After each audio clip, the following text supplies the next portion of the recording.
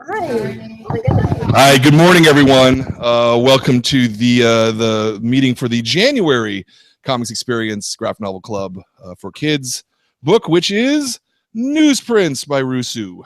And we have Ru here on video with us. Hi, everyone. Hi. Very cool. Thanks for joining us this morning. Yeah, thanks for having me online. Yeah, absolutely. So you said that you have a presentation for us. Is that correct? I do. I have a bit of a 15 to 18-minute presentation about how I make comics and how I began to make them. That sounds awesome. You guys want to see that, right? Yeah, cool. All right, so why don't we start with that, Ru, and then we'll do some question and answer, okay? Yeah, sounds great. Let me just hit the share screen option, and then it's gonna share. So you guys are gonna see yourself, and then you guys should see my animation. Not animation, but the screen cap. You guys see that all right? Yes, indeed. Okay, Can see. Cool. So I'm just going to begin. Hello, everyone. I will be your author for the next hour or so, I guess. My name is Ruzu. I am the creator of the graphic novel Newsprints, which was just released last month. You might also know me as the author and artist of the ongoing webcomic Saint for Rent, but a little more about that later. Today, I'll let you in on how I got to be making comics, and well, I guess it started because I've been reading comics since the beginning of my life. The earliest I remember reading was about a Chinese deity prince called Naja. He's really cool. He was like born in a ball of flesh, and then he smashed through that ball and got to skip being a baby and went straight to being a kid. Also, he trained in magic and martial arts, and he fought a few dragons along the way. He was this defender of justice. He stood up to powerful people who hurt those who couldn't fight back. And that's kind of a message that stuck with me. So I ended up reading a lot more comics, books, and watching cartoons about defenders of justice growing up. And a lot of them have made a comeback in the last 10 years. So if any of these guys are familiar to you guys, that's great. I grew up with them too. So when I was in middle school, I was always drawing with my friends with mechanical pencils and notebook paper, and we make up original characters and then we doodle them out going on adventures. I'm not really sure what happened to a lot of these comics. I don't have them with me at the moment, but you know how it is with passing notes in class, they end up disappearing. It was also around middle school when I got an art tablet that connects to my computer, and it let me draw digitally on art programs like Photoshop. This is actually my second tablet. My first one lasted about 10 years, which was pretty awesome. Let's see how long this one lasts. My friend stuck kitty stickers on it. I thought they were too cute, so they're still on them. See, that's the pen I use to draw on this flat surface, and it works kind of like a regular pen and paper. So around middle school was also when I started to draw webcomics. They're just comics that you post online. I started out drawing comics for characters and stories I liked, and then I eventually moved on to my own original comics. Currently, I'm working on my webcomic called Saint for Rent. It's about a guy who runs a hotel for time travelers. And the cool thing about webcomics is that once you've drawn your comics, you can put them online so people who aren't nearby can read them from their phone or their computer. So let's move on to the actual drawing part of the comics. In art school, my teachers would say that you need to draw 1,000 bad drawings to just get them out of your system. And that basically means that you have to practice drawing to keep getting better at it. In the same way, the more comics you draw, the better you get at them. So if you ever wondered about how to make comics, have you ever thought about drawing your own stories? Today, I'm going to show you what I did for Newsprints. And it's a process that's taken at least 11 years to hone, and I'm still learning.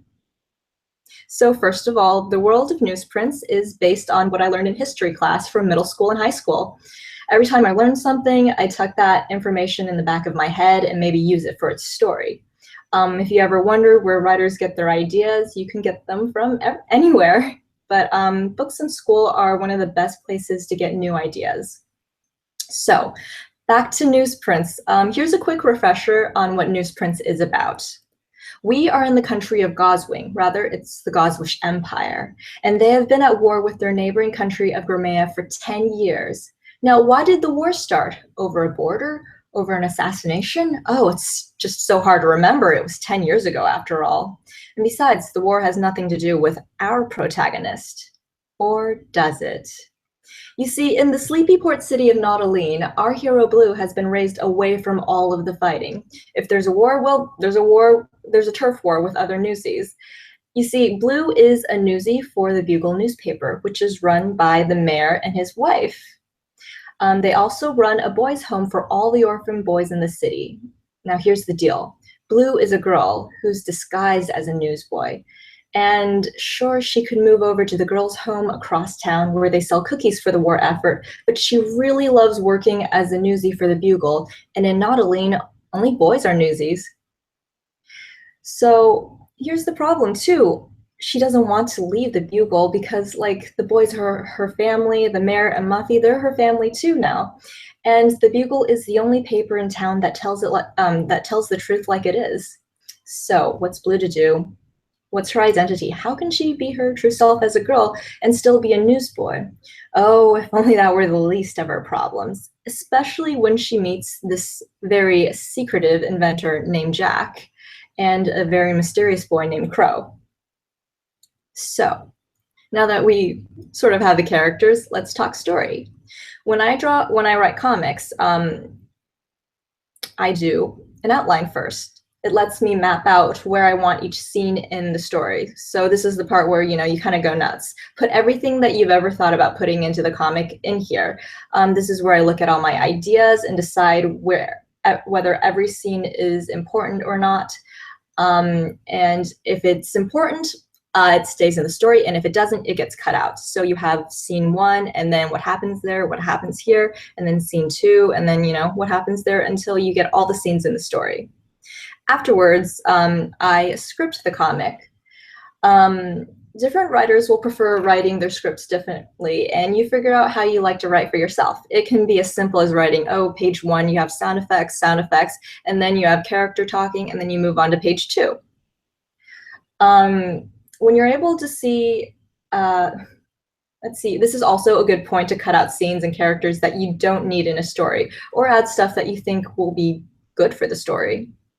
And then you move out to something called layouts, which is also known as thumbnails, because these are actually very small. Maybe not that small, but they're just quick doodles of what you think your pages are going to look like. This is where you lay out the panels based on your script, so like panel 1, panel 2. This is also another good point where you decide if you want to add things or cut things out of the story. Because when you see all these pages laid out in front of you in thumbnail form, you can fix things like, I forgot to draw the scene here where Blue is supposed to meet Jack, or this scene's kind of boring and I don't know why it's like 4 pages long, so I'm just going to cut it out altogether. You'll notice that I talk a lot about cutting stuff out of the comic or adding more stuff in, and that's because between the outline, the script, and the thumbnails, anything is up for change. It's super easy to change a line of dialogue or entire scenes if all you're doing is writing it down or doodling, quick thumbnails. And that way you've tried everything you wanted to try with no regrets, and you've made all the mistakes when they're easy to fix. Now, next is deciding how the comic will look. How do we get from here to here? Well, you already have the story, so now you want to think probably about, how the characters in your story will look. There's a lot of different ways to draw people and places, so you don't have to do exactly what I do. In fact, let's look at something else. Let's look at The Legend of Zelda as an example. So there are so many games for each Legend of Zelda, right? For Legend of Zelda, right? But each game has a slightly different story. And how do we do the art for each story? Sometimes you want to ask yourself, well, is this art going to be cartoony? Or am I going to try for something more realistic? Will it have lots of bright colors, or will I want to use darker colors? Usually you'll want to do something that matches up with the story you're trying to tell. But if you keep trying out different styles, you'll eventually find something that will fit the story that you're trying to tell. And this is called concepting. And drawing it, that is concept art. I actually found these on Tumblr, and I thought they were really cool that somebody compiled them all together. And there's just so many Zeldas. So moving back to newsprints, I also went through a lot of different styles and concept art until I finally settled on the final graphic novel that you have in your hands. So this is what it looks like in the book, as you probably know. Now, if you're getting stuck on getting ideas or how to draw things, now is also a good time to look up references. References are pictures and facts that you just have in front of you to get an idea of what it is that you want to draw. This is the secret studio of the inventor, Jack. So I'm going to sort of show you what my thought process was as I sort of developed this area. This is where Jack lives, and he keeps all his stuff. And here are some pictures that I found and took while thinking about what Jack's studio would look like. It's not very homey because all Jack needs is a big place for him to work on his inventions. But he also likes to tinker around with small machines, so there's a lot of junk lying around. And then there are the walls.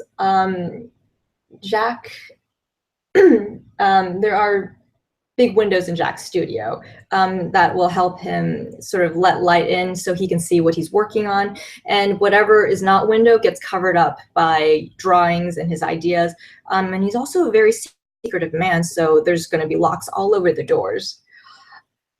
So I look at all these photos and drawings, and then I draw a quick idea of what I think Jack's studio could look like. And if I like it, which I did, draw it again, but now with everything in its proper place. And then I sort of have an idea where everything is, so then I'll just draw it again, but with more detail. This is sort of where I decided how big the characters were in relation to how big the studio was, also where it sort of was in Nautoline. And then now that I have this general idea of the space and what's going to look like, I draw it for real. So now that I know it like the back of my hand, I can put Blue in it. She's the protagonist, and I can have her walk around and then move down the stairs and then go all the way to the door with all the locks. So these days I work digitally. So I color and draw on programs like Photoshop. But when I started drawing out with my friends in middle school, it was with pencil and paper. Traditional materials like pencil, pen, markers, they're really great to start out with. I like how they look and feel, and they're really easy to bring with you everywhere. You can draw after school, in the library, at home, after homework, at a friend's house, and you aren't really limited to just pencil, pen, and paper. You can use anything you want that makes a nice mark that you like. I still like to use these highlighters to color my sketches. So you see, there's really no right or wrong way to create, especially for comics. You could even skip the outline part if you want. You could go straight to thumbnails. You don't even have to color anything. The most important thing is that you're writing and drawing the story that you want to tell.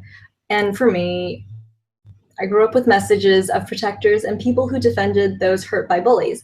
And it's a message that stuck with me. Because, you're told to stand up to bullies, right? Bullying is bad. Tell an adult if you're being bullied.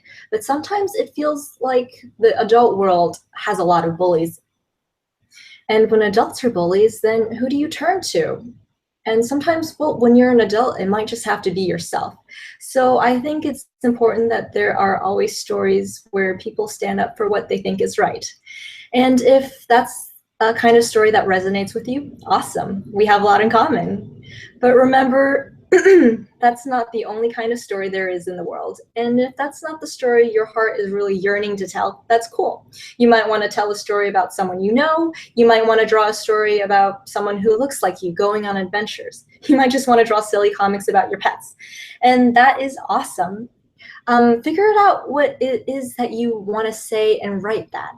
Draw that. Because creating takes a lot of time and effort, and it's a way for you to share what you think about and how you feel about the world. And that is the end of my presentation. I'll open the floor up for Q&A, and let me just go back to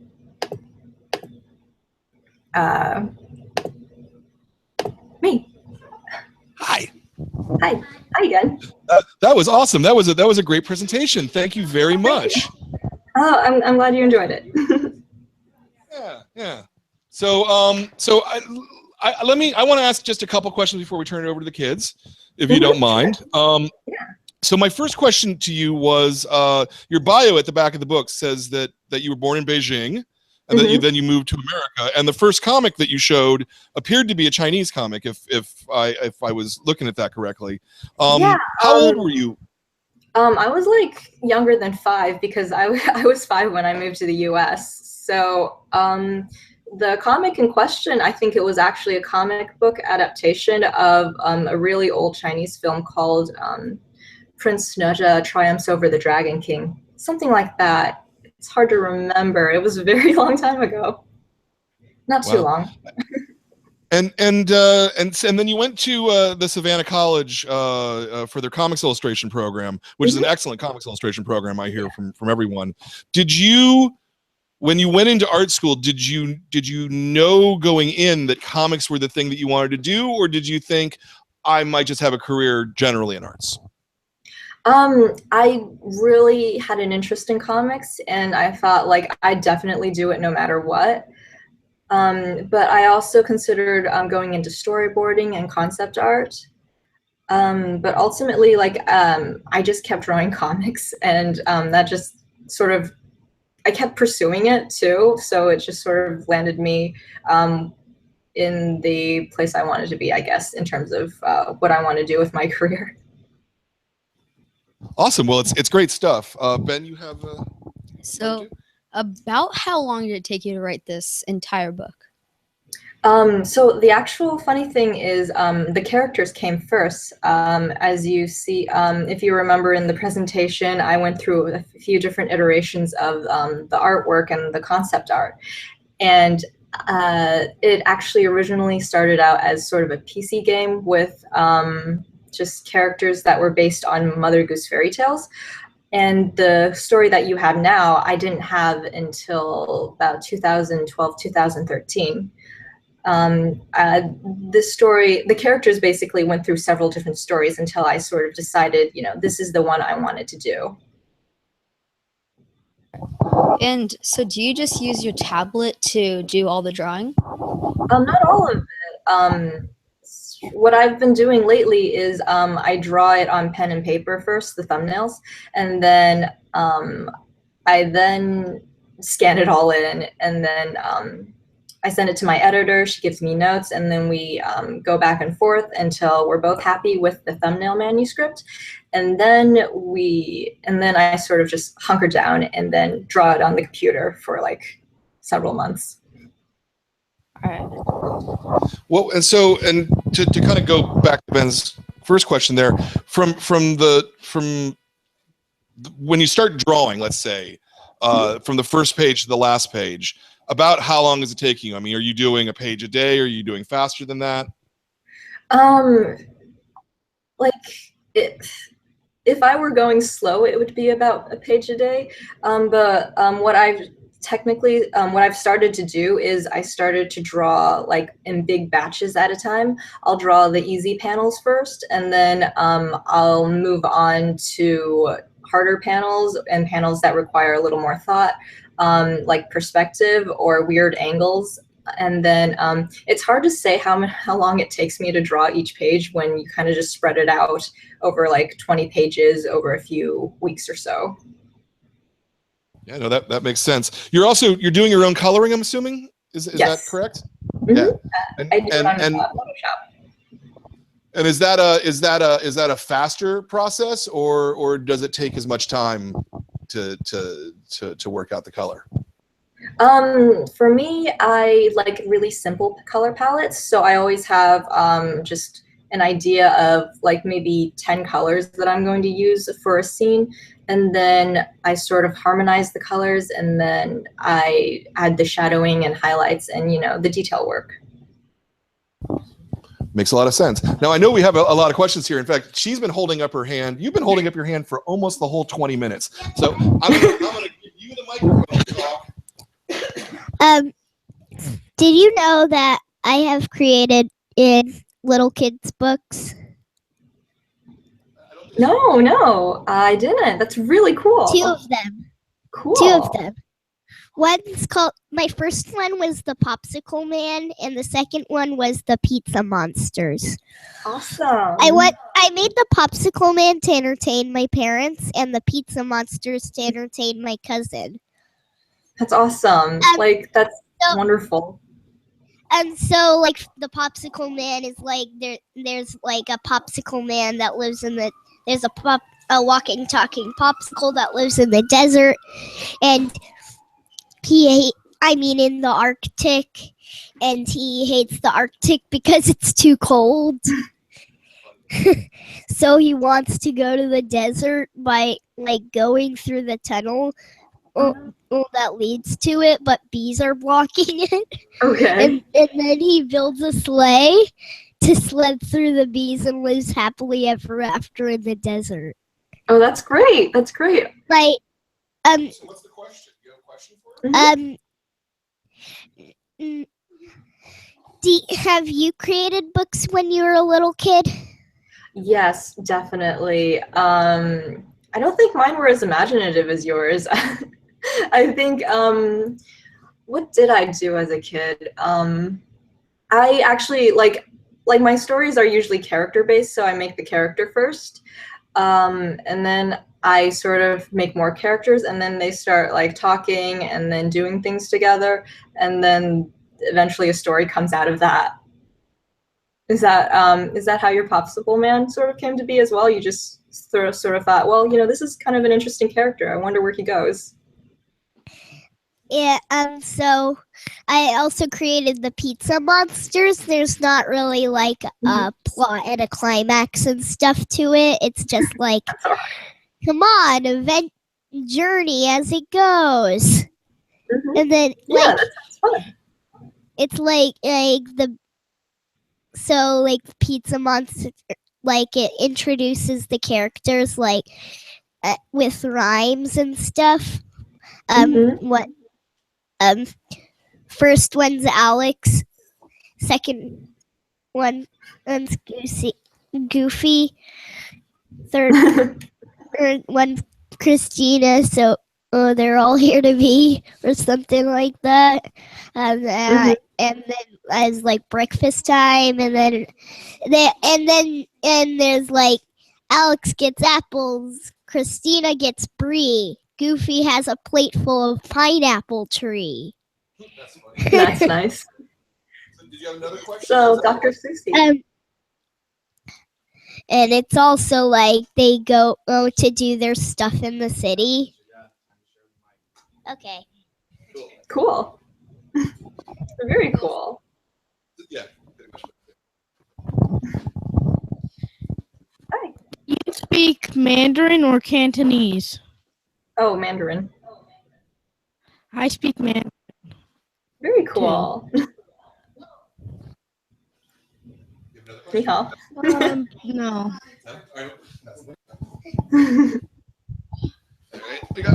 Everybody's got to get a turn. Hold on.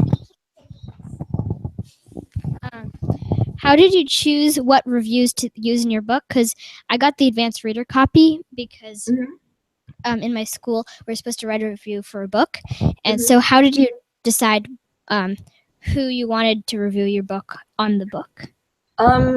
So for Scholastic, they actually picked for me. So I don't really know why certain reviews ended up on the final copy, personally. But I don't know. Do you have one of the copies where it's black and white in the back? It starts in color and then it's in black and white. Yeah, it's kind of neat, right, to be able to see how the book is made doing that. If any of you guys are interested, I bet she'd let you look at her copy and see it in black and white because it's pretty cool. Why did you decide to make Crow a robot? Well, it's kind of funny because in early versions of the story, there was there was always sort of this bird robot that was like going to destroy something, and ultimately the bird robot turned into Crow, who was a boy who likes birds, who is also a robot, and that's ultimately where it boiled down to. Do you have another question? Yeah. So birds, but like what kind of birds? Because I never actually understood that. Oh, okay. So in the first version, he was sort of a I guess let me just pop open the presentation again so you can see where so you can see where the birds were.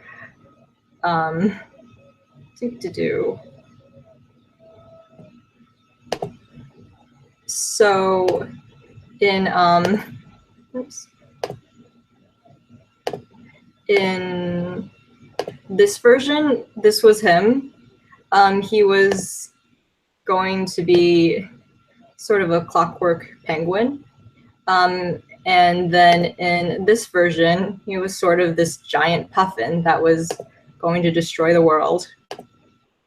So ultimately, he ended up being a robot boy in disguise.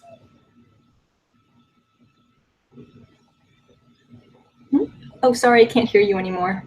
Yeah, I know. Oh, We lost you right there at the last minute. The Wi-Fi broke up a little bit. You said, yeah, I can see. First, you started off as a penguin, then as a puffin, and then the third version.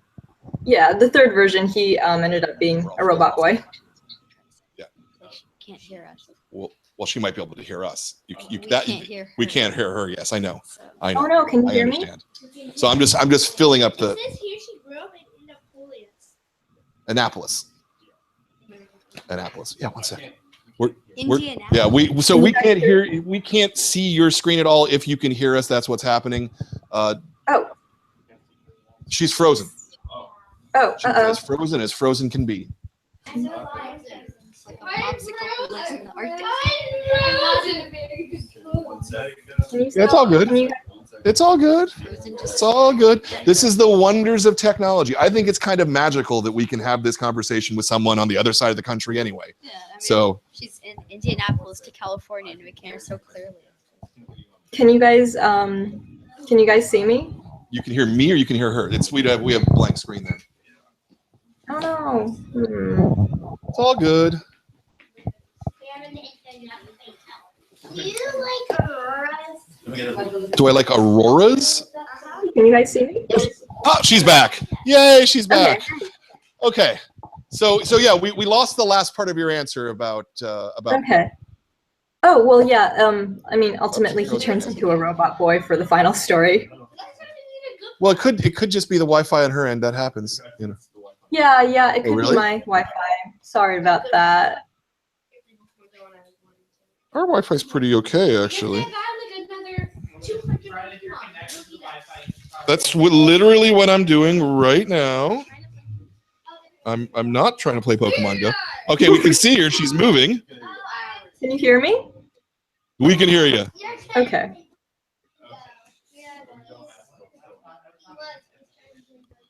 Is there a problem?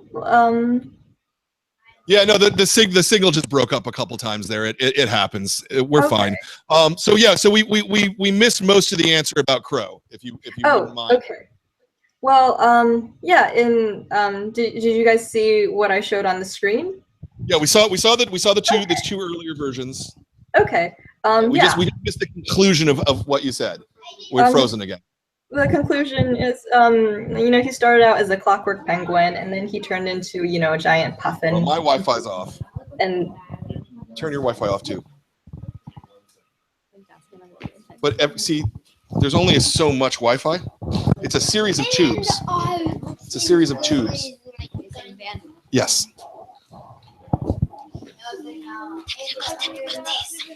What? Can you guys hear? I need to stretch my leg.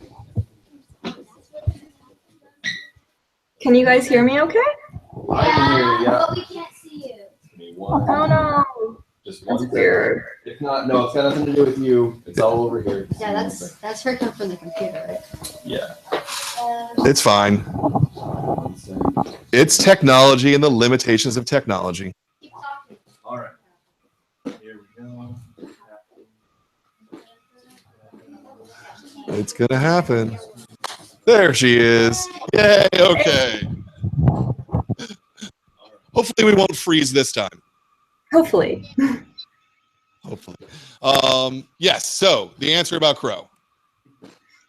Oh, he started out as a clockwork penguin, and then he turned into this giant mechanical puffin, and then now he's just a robot boy. So There you go. that was That's it, what I really. thought the answer was, but I just wanted to make sure.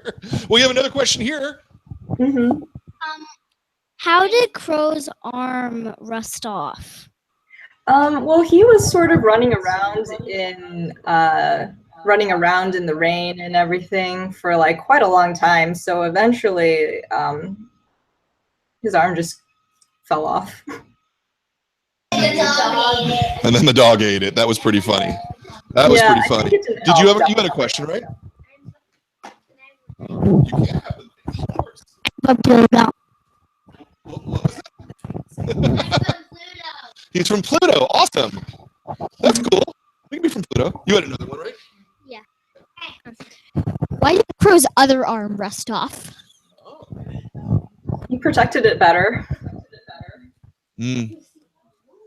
That's good. That's good. Yeah. All right. Does anybody else have a question? Very good. Why was he wearing the glove on his He- hand? He eventually sort of realized, this hand is weird looking for most humans. Maybe I'll just cover it up so nobody will think I'm any different from them. He probably just found it, to be honest. When Blue first encounters Crow, Crow is trying to fly. Is that what I was? Am I frozen? He was hanging out with the birds, but he maintains that he could have probably flown back then. And that's what he says, but I don't think Blue believes him. Robot, because very heavy. Robots are heavy. Yeah, he is very heavy. Oh, you answered my question? Okay. All right. Back to this one. I have a bunch of robots. That's I heard cool. I heard you liked coffee flavored ice cream. Yeah, I love coffee flavored ice cream. Very tasty.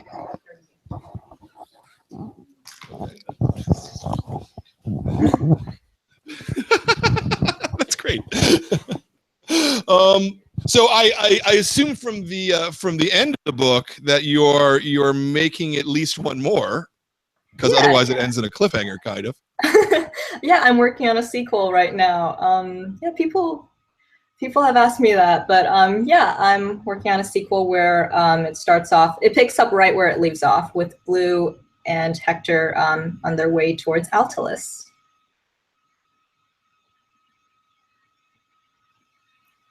I don't know how much I can say about that really without giving away any spoilers. Oh, I can't hear you anymore. She still can't. Now, I understand that you can't necessarily hear something about say something about the next book. We completely understand. Is it? Is your intention here just to be 2 books, or do you think you've got a third one there? What do you think? Well, this particular arc does wrap up in the second book, and I'm not sure where we'll go from there, but I guess we'll see.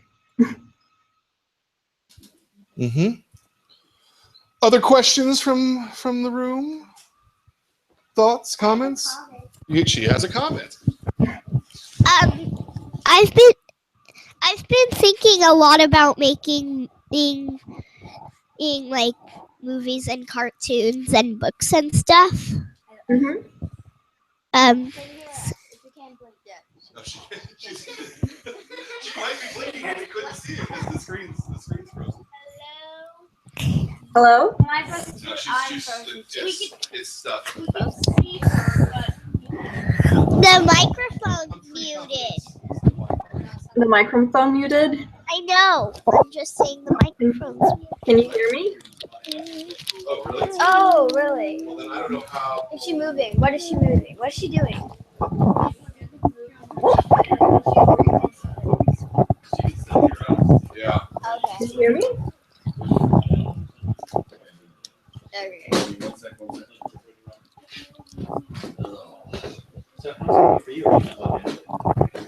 Oh, jeez. Yeah, the monitor's just. Can you guys hear me? Yeah, we got her. Okay. Up, down, up, down, up, down. Oh, I mean, I can see and hear you guys great. Yeah, I know. You Okay. can see and hear us. Why? And we're probably broadcasting. We are back. So, but hopefully we're broadcasting the actual thing, so everyone at home can hear us. We've tried that before. It's like quite quiet. Yeah, and there's like a small time, which makes it really. Is everything all right? There's just a fire, that's all. No, I'm kidding. I'm kidding. I'm not serious. There's just a fire, that's all. That's just a fire, that's all. We'd all be screaming for our lives. Ah! No! Exactly. Oh my god, I'm gonna die! Oh no, what did I return to? Can you see us? Can you see us? She can see us very good. Oh, now we can see her again. Okay, that's good. That's good. I don't see you guys anymore, but that's all right. Like, I'm sure we'll pop back up. Better. Wouldn't mind, sweetheart. Thank you. Thank you. So, yeah, no, the mic is the mic. She can hear us. She cannot see the camera. I understand. I'm just talking. Ben. So, wait? No, you had another question. Did you have a question?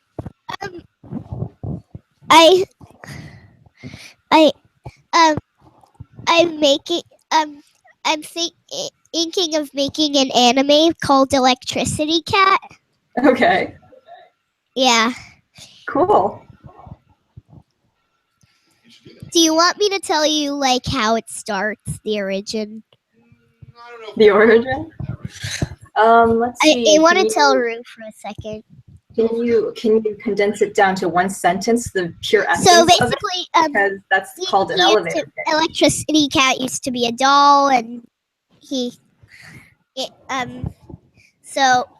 and a little girl named Twilight owned him. And one time, there is an evil hyena yokai taking over, trying to take over the Earth. And there's like a disaster, and she tries to escape in her rocket. And in the beginning, she doesn't seem to make it, but Electricity Cat does. Instead, he Okay. crashes on an icy planet and gets brought to life with the powers of thunder, Awesome. with Awesome. the powers of lightning. Awesome. So Rue, if you can still hear us, can you still hear us? I can still hear you. Can't see you guys anymore. Are we totally lost without? No, it's fine. Yeah. It's fine. So can you hear us, Rue? Yes, I can. You can. Okay, so let me ask you this question. What for you is the difference between drawing with pen and pencil and drawing on a tablet? I think it's just I don't know. It's a mood. I think because drawing on the computer, it gets a little boring for me to draw on the computer. I like coloring on the computer more, but it's easier to fix things and to adjust and like put stuff up, make it ready for print or putting up online. But I do like the feeling of drawing traditionally a lot more. I think it's I don't know. There's a nice texture about having paper under your hands. There's a cool feeling about that. Yeah, no, I thought that would be what you would say. It strikes me too that while you have like good control over your line weight, a lot of the sort of the finer part of drawing a line changes a bit when you're drawing with a stylus versus with a pencil, right? Yeah, definitely. Drawing digitally though has made me more I like to draw more with just ink now instead of pencil. Just because the way that I ink is just very line art oriented, I guess. Other than the real life stuff that you talked about that inspired you, was there anything else that inspired you in the story, in the art style, anything like that? Definitely Studio Ghibli's work. I grew up with that. In hindsight, I think I did think I was thinking a bit about the Iron Giant a lot too while I worked on this. It's just something that was very memorable to me as a kid. And then also Avatar: The Last Airbender. In some ways, I really liked their world building and how ambitious their story was, and I wanted to do something similar. And I guess my stories. Yeah, no, I think your world building was quite good. Thank you. Wait, we have another question over here. Hold on one sec while I pass that. Did you take any drawing lessons, or was it just drawing in school with your friends? Before art school, I pretty much just drew with my friends and by myself because I read a lot of manga and comics and watched a lot of cartoons, and I just sort of drew based on what I liked at the time. Because I did take art classes in high school, and that let me play with several different mediums. But ultimately, the style that I ended up with, I sort of was kind of constantly building towards it, just based on things I liked as I got older. Oh, hello everyone. Hi. I see you guys again. Yeah, we're fixing the tech problems on our side. Slowly but surely. Oh wait, another question back here. Yeah, that was not. No, that was just that was one of those hands. Fair enough. So you appear to be like in your 20s. Yes. Which makes you young. Which no, I mean only because I'm almost 50. But yet the world of newsprints is very influenced by the 1940s. Which would be your grandparents' generation, if maybe not even a generation back from that. So I'm wondering if you'd like to talk maybe a little bit about why that aesthetic attracted you. Well, it was the idea of the war between Goswing and Grimea is that it's an alternate universe, but they never sort of their technology is based on. Well, basically, they have this one war going on. It's been going on for 10 years. And it was during this, I decided to use this time period because this was kind of a time period in our world, between World War I and World War II, where warfare and technology was just starting to change, very drastically. And in their worlds, they just got one big war between Goswing and Grimea, and it wasn't split up into two world wars. It was just like one war with this empire that basically controls so much of their worlds and this giant continent above it. And aesthetically, I just thought it looked cool. Yeah, no, it does. Were you exposed to like 1940s movies and stuff like that, or was it just something that you studied in school and went, this seems interesting? Yeah, it was stuff that I studied in school, and just something about the design of the that period, the design in that period, in terms of both fashion and just, you know, design in general. Like the graphic design was very cool to me, so I ended up going with that. Yeah, no, it's awesome. It's awesome. So anything else from any of y'all here? Yeah? No? Yes? No. Playing with the hair. Okay. I think I'm out of questions. Ben, do you have anything Nah, else? that's about it. I mean, overall, I just really like the book, and I hope you make more like it. Oh, Yeah. thank you. Yeah, everybody liked the book, right? Yeah. Let's hear some. Yeah. There you go. There you go. Yeah, no, we can't wait to see the second volume. Is it just going to be called Newsprints Volume 2, or do you have a different title, or Still working on the title. still working on the title? Do you have an idea of when that might be coming out? It should be next year, around next fall, I think. Wow. Okay. Is that the only project he's working on right now, or do you have other projects that you're working on? Did you get that question? No, I didn't. What was that? He asked, is this the only project that you're working on right now, or are there other projects that you're working on? Oh, yeah. I have a webcomic called Saint for Rent. It's currently ongoing. It's about hotels for time travelers, and it's more of a YA story. It's kind of slice of lifey, and because the story is mostly about the characters' relationships to one another, and how time travel affects that, because they sort of go back in time and meet each other when they're at different ages in their lives.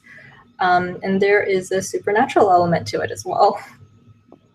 That sounds really good. Where can we find that? Does it have its own URL, or?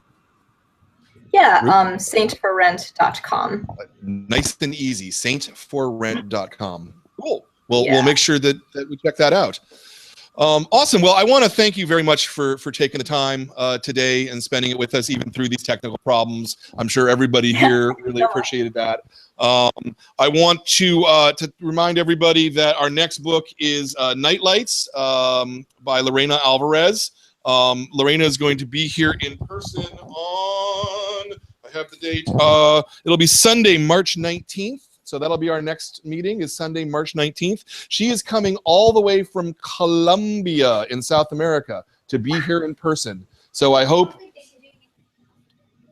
No, she's not doing a tour. She came here to do this with us and to meet you guys and to meet the adult club too, because we made it the adult club book as well. And I think that we'll be doing a little bit of drawing too that day. So we'll work that out. A slightly different meeting, but it should be a lot of fun. So anyway, I hope everybody can come to that meeting, and thank you again, Rue, for coming and being our guest here. We really appreciate it. Thank you so much. Thanks for having me over, sort of. Thank We'll you. see you. Take care. Bye-bye. Thank you. Bye. Bye. So nice to meet you all.